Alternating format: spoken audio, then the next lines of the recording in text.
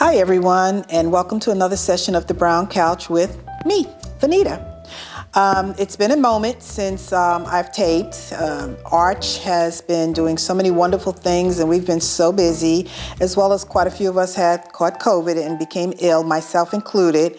But we're back. We're back, and I'm so excited to sit down with this gentleman today. I'm not going to tell you anything about him because we're going to have a great conversation, but welcome back, and sit back and enjoy.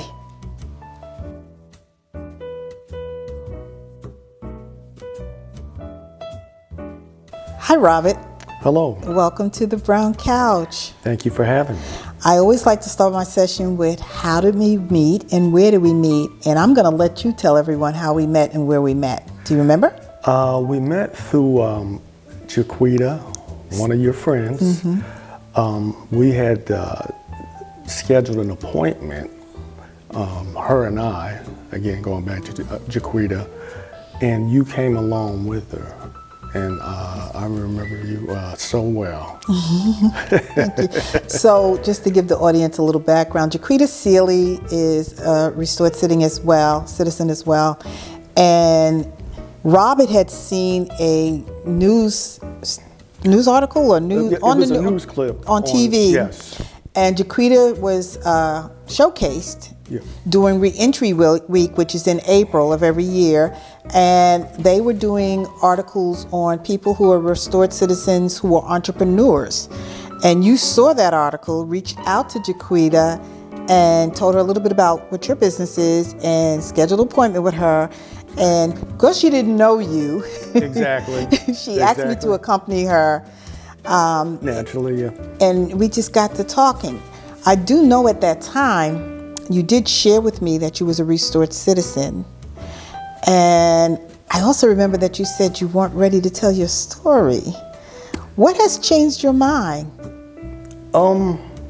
I guess for the most part, I'm a private person. And just looking at some of the different stories of restored citizens through your show, I thought I'd like to share my story on how I came back. Good. I'm so glad. So when Robert contacted me and said, I'm ready to sit down at the Brown Couch, I got to tell you, I was shocked. I was like, wow. But I have noticed that there are people that I encounter who aren't ready to tell their story, but once they start getting around peers and like-minded people like Jaquita, and just to share with you, Robert did a reflexology session at the Arches Retreat, and there was several restored citizens at that event that you got to talk with. Exactly. I do find that once you get around like-minded people who are willing to share, you find that your circumstances becomes your testimony. Exactly. And you can share it with other people to show them that there's life after. Exactly. So with that in mind, do you want to share a little bit about what happened or how long ago this was or any of that for us? Sure. Growing up, it was a tumultuous time for us as a family, as a whole. I always didn't view myself as a bad kid per se, but I never had direction. Mm-hmm. I never had, I guess, for the lack of a better term, a family, an American family, so to speak. Mm-hmm. So without having that direction, someone's going to get it to you as far as the youth is concerned, and most of it is perverted, negative, and not good. So I got caught up doing different things that, of course, I ought not to, and got incarcerated in 1992 with various different charges and drugs, robbery, and things of that nature. So 1992, I got incarcerated. And I can remember the day that this was back in the day in front of the courthouse when you could park, the meters and pay for the meters. So my attorney at the time was pushing probation. And so I'm thinking I'm just going, this is for sentencing. I'm thinking I'm going home. Long story short, the judge looked at me, made eye contact with me with when my attorney was speaking, and he shook his head. He hit that gavel, 3 to 15 years. Ooh. And, my heart dropped. Yeah. Because I'm thinking I'm going How old home. were you? I was probably 21. 21. 21 at the time. And immediately from there, I go to a holding cell, and from there, called family and things of that nature, got my ducks in a row. And how many years did you serve? With, including jail time and prison time, probably about 3 years. 3 years? Yeah. A lot of people don't understand that jail and prison is two different things. Yeah. So yeah, it was 3 years between the two, and maybe about 3 years of probation after that. I can tell from the way you're telling your story, it's still hurtful inside to you. Just the way you're speaking, because I know your voice is deeper and louder, but yeah. I'm so thankful that you're willing to share now with us here, because it's a healing for you as well. Even though that's so many years ago, I think you've been holding that in. And sometimes when we release what we've been holding in, it's just a breath of fresh air. So I'm hoping that after we sit here and talk for a while, that someone will reach out to you like you reached out to Chiquita, and your story will be a blessing for someone. So I thank you for sharing that. I'm not going to ask any more unless you want to describe anything else that happened to you while you were incarcerated. It's up to you. I just want to go forth and say, once you got out, what was your mindset? What were you looking forward to? What was to get to where you are now? And we'll talk about where you are now later. So naturally, when you're locked up, you have plenty of time to think. And I would see, while I was incarcerated, individuals get paroled and come right back in. So it's a revolving door, so to speak. And I said, I don't want to be that way. So what helped me was actually James 4:8, draw close to God and he will draw close to you. So I started reading my Bible, getting, as far from a spiritual perspective, getting serious with it. And when I got out, I had to cut my association, which it wasn't, easy, but for the best of me and my family, it was.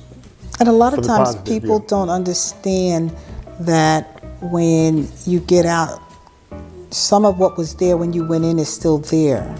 In order for the same with addiction, when you're trying to get off some sort of addiction and you've gone through a program and you get out and the same people and the same circumstances are there, you have to disassociate yourself from that in order for you to grow. So that was smart on your part that you knew that you had to disassociate yourself. And sometimes it's from family. Oh yeah, a lot of times. Yes. I get a lot of people coming out saying, I can't go back to my family, I can't go back to that neighborhood. So that was great time you spent thinking of that and getting close to God. So. Yeah. So again, it was a situation where I wanted to better myself. It was, of course, a process. Had a hard time finding a job. Naturally, that's when the box, the felony box, back then it was the paper application and you had to check that box, do if you die. You know, and it's a situation where I found it real difficult to. I like to call it what you may have heard it also, doing time in society, because we've done our time per se, and you get out, and it's like you're still being punished. Exactly. So through many different situations with many different jobs, as far as where I'm at now, it's a situation where it's still difficult at times because of the mental illness and things of that nature, things that I've seen. But I'm definitely progressing, and I'm here. Yeah. What was one of the jobs that would hire you when you first got out back then? Back then, it was pretty few and far between that would. I mean, I never did fast food or anything like that. A lot of times, the temporary agencies would take you. So I was going from job to job, and finally I landed a job with Abbott Laboratories. Yeah, so I was on and off with them for the last 20 years. So since 2018. Yeah, so. Did you have what I want to say? When did you decide that you wanted to become a business owner? When did that come to fruition? Different circumstances, being laid off, and I've always just, as a young child, I wanted to, always thought about owning my own business, as a young man, and opportunities came up, as far as from a negative perspective, getting laid off, fired from jobs, and things of that nature. And I finally sit down. I was always, as far as my the business that I do, I was always interested in holistic, natural healing. Right. And I had an injury in my rotator cuff, and my wife kept saying, go see a reflexologist. And I kept refusing. He's gonna do what? And to touch my feet, a lot of men anyway are apprehensive with other guys touching them. But the alternative was for them to, when I say them, the doctors, they wanted to do an operation on me, or give me more medication. And I thought to myself, I don't have anything to lose. So you mean to tell me you went to a reflexologist and you didn't have to have the surgery? You mean to tell me when my rotator cuff happened, I went and had the surgery, all I had to do was come to you? Quite possibly. Quite possibly. Because I had the surgery. Yeah, quite possibly. And it is, it's a process. But again, just going back, I did 2 sessions. The first session, I was kind of skeptical. Maybe I slept on it the right way that night. And then the second one, it was gone. And at the time, I was working third shift, and the gentleman that was a reflexologist, he asked me if I wanted to take his class. And I said, sure. So I would go third shift and then go to his So it came to you. You didn't find it, reflexology. It wasn't something you had studied just by chance. Yeah. Now I knew the gentleman that did reflexology, but I didn't do any type of background check on the science behind it or anything like that. But I eventually took his class. So how many years after coming out of incarceration did you start into your business? That's probably, it's probably been 20 years. 20 years? Never too late. Let's go into that. So tell our audience exactly what your business is and Sure. what it entails a little bit. So what reflexology is it's built on the science that we have reflex points in our feet and in our hands that correspond with our major organs and glands. So manipulating those points, just using my hands, can cause the body to come into a balance, improve circulation, and it's all around relaxing. So it's not a massage per se. Reflexology affects you from a physiological, physical, and mental type of way, as you know. It's fully clothed, non-intrusive. What does it entail to become, is it licensed or certified? It's certified. So it's a certification? Yes. So what does one need to do to become certified? What's the length of classes, training? Where do you go? How do you get into it? What I would recommend is, because they have several schools in the Central Ohio area, holistic health, massage, reflexology, get a hold of that school, and go through the process, which is relatively easy, and go from there. I also certified nationally also. Okay. So what does that mean? I can do my practice anywhere in the United States right now, where some are just local, or statewide. I hope that this session with you that will inspire someone else who may be not so much even a returning citizen or restored citizen, but to think about a area that I've never heard of many people going into. So I really appreciate you sharing what you do, and when you decided to go into business that you went in this direction. Yes. Can you talk a little bit, without giving out names or whatever, what kind of clientele? Because I know my last session with you, you named somebody, and I told you I knew her. Yes, yes. Yeah, she's one of your clients. She was like, I think it was her first session with you. Yes. Sonia Nelson, I hope you don't get mad at me, but I'm going to name you. He said, do you know Sonia Nelson? I said, yes, I know Sonia Nelson. And she was her first session with you. Yeah. Most of my clientele are first-time visitors. Their first experience with how did they find out about you? Social media or word of mouth. I do a lot of marketing on social media, and word of mouth also helps. But again, most of my clientele is first-time clients from all walks of life, basically. I love it. I love what I do. Yeah, I know. I can tell.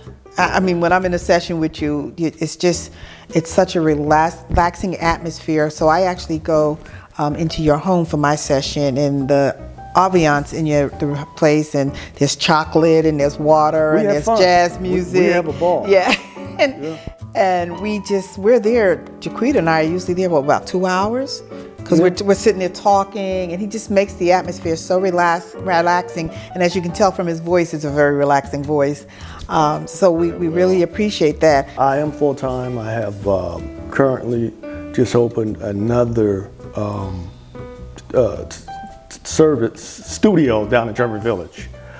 I also have an office at my home, so this is my full-time source of income, and I love it. So. Yeah. Would you I know you just told us you have 2 locations. Is there anything else you would want to tell them about your business? And then once you tell them about the business, what I would like for you to do is tell the audience, talk to the audience, and tell them how your growth has been after incarceration, and just talk about that. Okay. Do you have a website, telephone number, name of your business? Let's go. Name of the business, your name of the business, website, phone number. Okay. The name of the business is Comfort Zone Reflexology. I'm Rob Dent, Robert. My phone number is 614-406-7602. You could contact me via a phone call or a text, and I'm usually quick getting back with you. The website is www.thecomfortzone.reflexology.com, all one word. And you can also look me up on Facebook, Robert Dent, and you'll see my information on there also. I also know I contacted you one time. My organization Arch was having our annual retreat, and you actually came out and did a group session with us. So let them also know that you will do group sessions. And at that session, there was 6 of us, and out of the 6, 1 didn't do it, and 4 of them had never experienced reflexology before.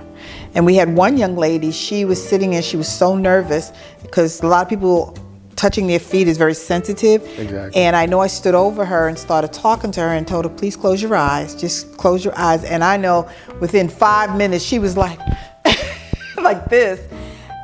So the experience is really rewarding if you've never done it. They all walked away with some kind of experience and really didn't know what it was going to entail. But once they did it, they was like, oh, okay, I can do this again. So I welcome you to check Robert out. I go monthly to check him out. Robert, at this time, thank you so much for sitting down with us. Again, everyone, thanks for when having I me. first met Robert, he wasn't ready to share his story. He wasn't ready to sit down, but he did share with me privately. So when he did contact me, I was really surprised. But again, when you get around people and you started, I introduced you to people who were returning citizens, restored citizens who had no problem sharing their stories. And what you find with some people is that your story now may help somebody. Exactly. And now it is your testimony. Exactly. To share. Just like when you saw Jaquita sharing her story.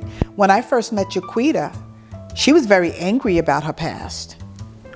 Until she started going with me to different events, meeting different people and saying, well, if they can share their story, I can. And now she is so open to sharing her story. It has opened so many doors for her, like meeting you. We need to get her here. She was here. And we did tape. Okay. But getting her back has been very difficult to get her back here, but I'm gonna get her back on here. What I would like for you to do is just talk to our audience a little bit about how life has just been beautiful after the hurdles you came over.